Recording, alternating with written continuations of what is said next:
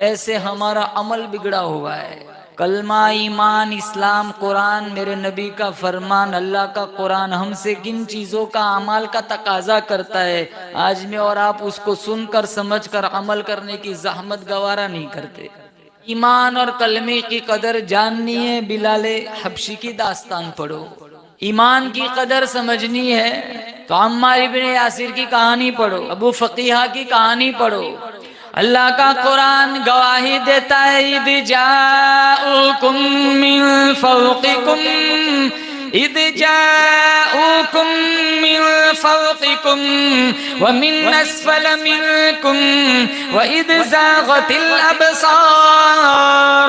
अल्लाह फरमाता है, मैं देख रहा था चारों तरफ से दुश्मनों ने तुम्हें घेरे में ले लिया, राशन नहीं, रोटी नहीं, आटा नहीं, अरे दरख्तों के पत्ते भी तुम्हारे पास न थे। वबलगतिल कुलूबुल हनाजिर, अल्लाह फरमाता है मैं देख रहा था तुम्हारे सांस गलों में अटक गए, ऐसी हालत में भी तुमने मुझ खुदा का गिला न किया, मेरे नबी का गिला न किया, मेरे कुरान को पीठ न दिखाई, मेरे नबी के सामने कभी चेहरा न बिगाड़ा।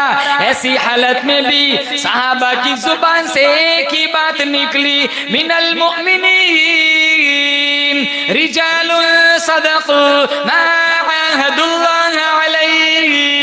ऐसी हालत में भी सहाबा किराम ने अल्लाह से किया हुआ अहद पूरा फरमाया। तंगी इतनी है, चिलचिलाती धूप है, लहू बह रहा है, पेट में रोटी नहीं, पाँव में जूती नहीं, अरबस्तान की चिलचिलाती धूप।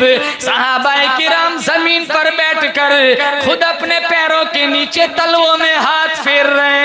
फमिनहुम मन क़ज़ा नहबहु व मिनहुम मन यंतज़िर, कितने तो शहीद हो गए, कितने शहादत के इंतजार में खड़े, आखिरी वक्त है, रूह निकल रही है, जुबान पे एक ही रट है, सदक़ल्लाहु व रसूलुहु, हमारा नबी सच्चा, हमारा खुदा सच्चा।